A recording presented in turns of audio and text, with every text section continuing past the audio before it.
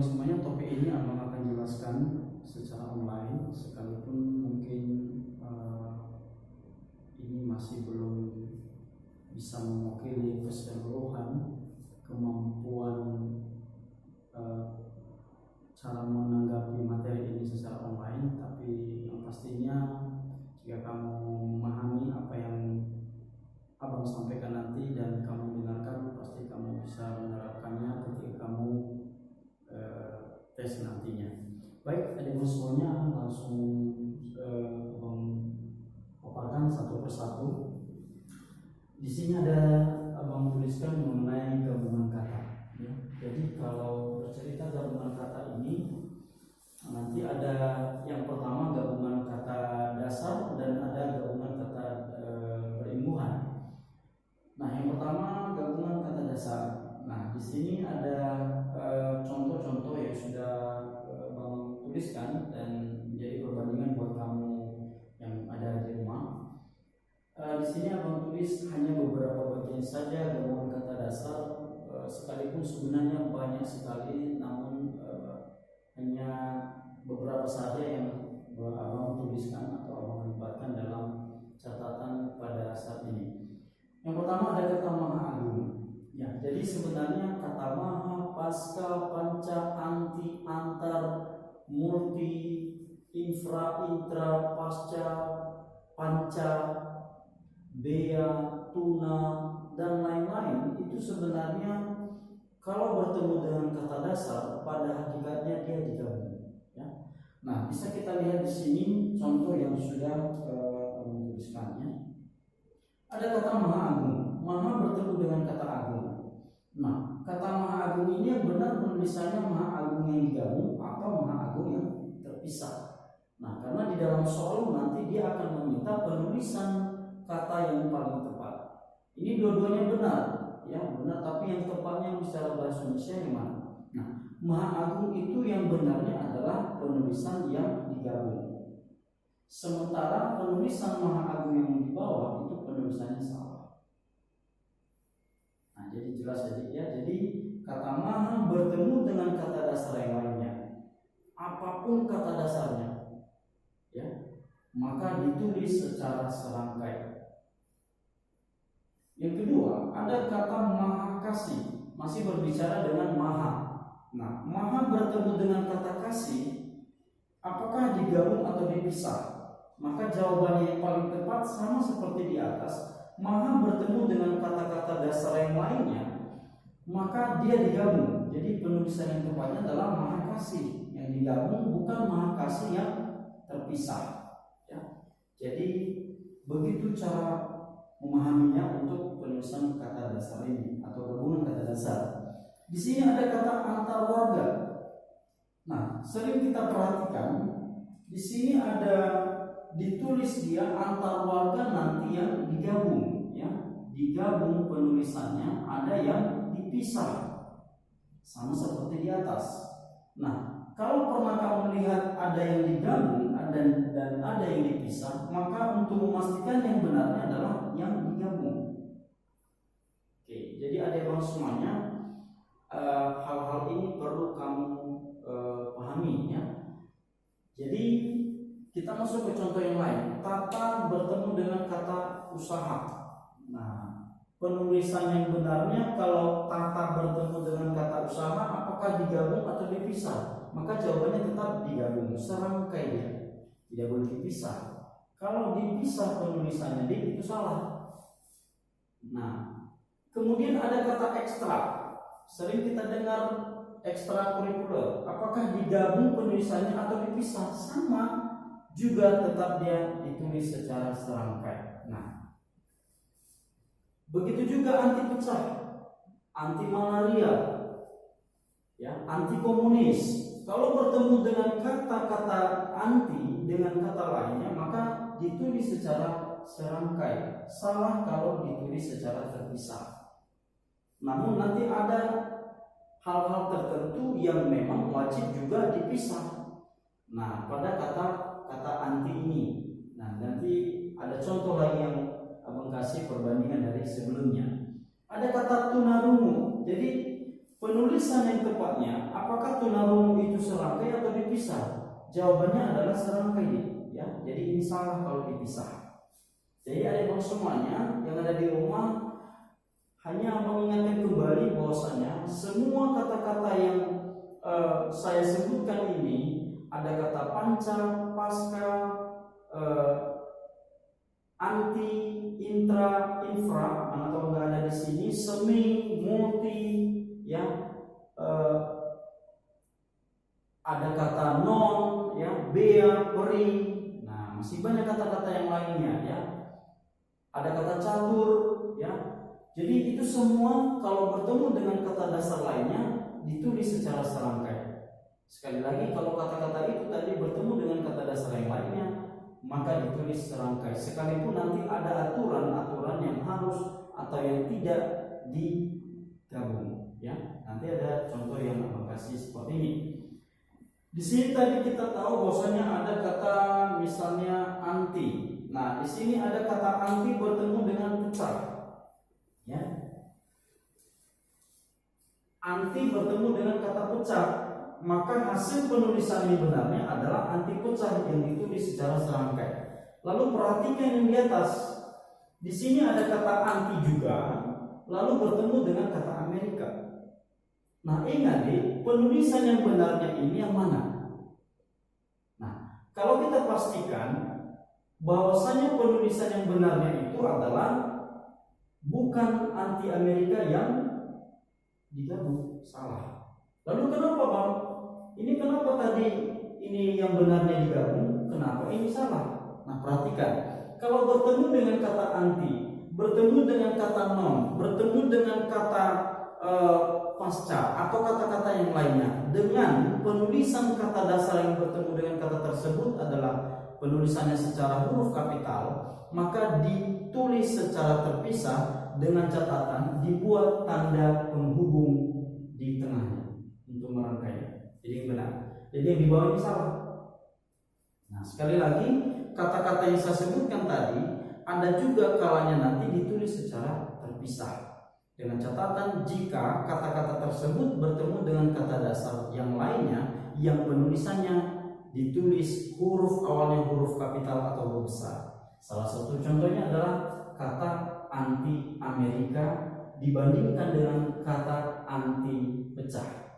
Sama-sama memiliki kata anti, ada yang dipisah, ada yang digabung. Lalu kalau anti pecah bukan huruf kapital penulisannya, karena itu maka ditulis secara serangkai. Sementara anti Amerika ditulis secara huruf kapital awal kata dasar daripada yang bertemu kata anti, maka penulisannya harus dipisah dengan menggunakan tanda penghubung. Kalaupun dia dipisah tidak menggunakan tanda penghubung, tetap juga penulisannya salah. Ada bang semuanya. Contoh yang kedua, ada kata antar. Ada antar bertemu dengan kata SMA. Lalu bagaimana hasil penulisannya? Sama seperti di atas. Jadi kalau bertemu dengan kata antar dengan huruf kapital awalnya, maka ditulis secara terpisah dengan dihubungkan tanda penghubung, ya. Jadi penulisan ini salah, ya. Berbeda kalau seandainya seperti di sini. Antar warga, ini warga ini ditulis secara huruf kecil, atau penulisan warga itu pada tulisan bahasa Indonesia yang benarnya adalah huruf kecil.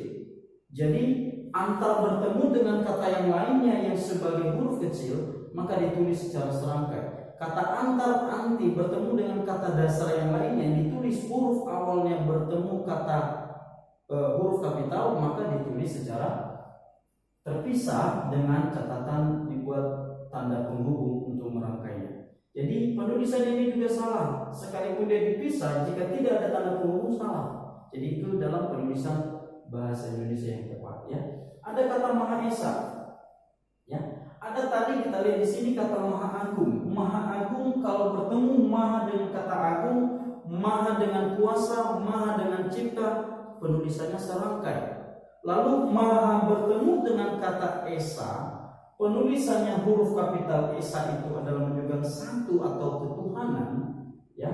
Maka itu ditulis secara terpisah, ya. Jadi yang benarnya itu adalah terpisah dengan menggunakan tanda penghubung di tengah-tengah. Kalaupun dia dipisah tidak menggunakan tanda penghubung itu salah. Apalagi kalau digabung, ya. Jadi adik-adik semuanya ingat kata-kata abang ini. Sekali lagi, ke semua kata-kata tadi yang abang katakan, kata multi, pasca, panca, non, infra, intra, multi, peri, bea, halal, dan lain-lain, jika bertemu dengan kata dasar yang penulisannya huruf kecil, maka wajib digabung. Tapi kalau ada salah satu kata-kata yang abang sebutkan tadi bertemu dengan kata dasar yang lainnya, ditulis dengan huruf kapital huruf awalnya, maka wajib dipisah dengan catatan menggunakan tanda penghubung di tengah-tengah. Jadi cukup jelas tadi abang semuanya mengenai gabungan kata dasar.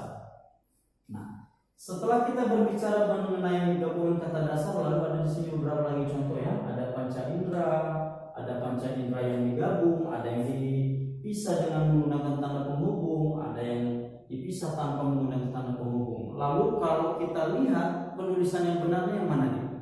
Yang benarnya adalah panca indera yang digabung. Ini salah, karena catatannya tadi jikalau huruf kapital ya, maka ini juga salah. Prasejarah, penulisan yang benar yang mana? Salah jikalau dibuat tanda pisah, tanda hubung di tengah-tengahnya untuk merangkainya. Salah juga kalau dia dipisah. Nah, yang benarnya adalah pra ditambah dengan sejarah, maka ditulis secara serangkai. Semi permanen sama juga seperti itu, karena permanen itu penulisan huruf kecil, bukan huruf kapital ya. Maka digabung, bukan dipisah dengan menggunakan tanda penghubung, bukan dipisah juga tanpa menggunakan tanda penghubung. Nah, ada semuanya dari beberapa contoh ini bisa tergambar di pikiranmu bagaimana cara penulisan kata baku yang tepat atau kata serapan yang tepat ya dalam bahasa Indonesia. Kemudian ada gabungan kata berimbuhan. Jadi ada tadi gabungan kata yang hanya merupakan kata dasar.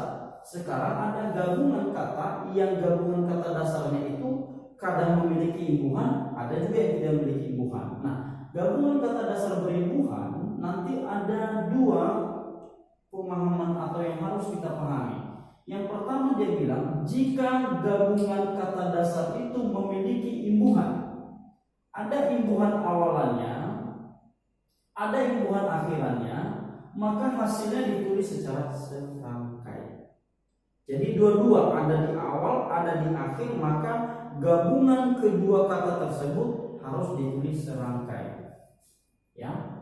Yang kedua, jika gabungan kata dasar itu memiliki hanya, nah dia memiliki hanya imbuhan awalan atau, ya jadi kata dan di sini kuncinya tadi dan, di sini kata atau itu berarti salah satu, hanya awalan atau akhiran ditulis terpisah. Jadi kalau hanya salah satu yang ada, mungkin hanya awalannya yang ada di akhir. Hanya awalan tidak ada di akhir, maka ditulis terpisah gabungan kata kedua kata dasar itu. Kita bisa perhatikan contoh yang ada di papan tulis yang sudah abang tuliskan. Di sini kita perhatikan ketidakadilan, itu contoh yang pertama. Ketidakadilan berarti kita lihat ada dua kata di dalam kata tersebut atau di dalam tulisan ketidakadilan. Kata dasarnya adalah kata tidak sama kata adil. Nah, kalau kita perhatikan ketidakadilan, maka kita lihat ada imbuhan awalan, ada akhiran, ada akhirannya. Maka jika dalam gabungan kata dasar itu atau kata dasar tersebut yang keduanya dia memiliki awalan dan memiliki akhiran, katanya harus ditulis serangkai, itu yang baku. Maka penulisannya yang paling atas ini, ya. Nah, jadi kalau misalnya dia dipisah itu salah, ya. Oke. Kemudian ada kata maha penyayang. Nah, maha penyayang.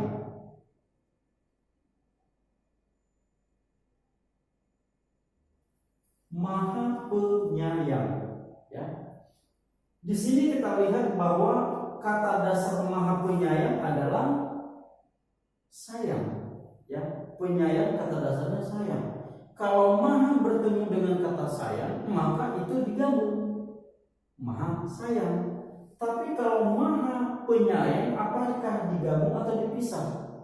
Maka kita ikuti aturan yang kedua ini. Katanya, jika gabungan kata dasar memiliki hanya imbuhan awalan saja atau akhiran, maka ditulis secara terpisah. Ya, nah kalau kita perhatikan di sini tidak ada awalannya, tapi dia memiliki di sini awalan. Maka penulisan yang benarnya bukan digabung, maka ditulis secara terpisah. Kalau dia gabung itu salah, karena memiliki imbuhan awalan atau salah satu imbuhannya. Kemudian kita perhatikan contoh berikutnya, tanda tangani. Tanda tangani sudah kita ketahui bahwasanya kata dasarnya itu adalah tanda sama kata tangan.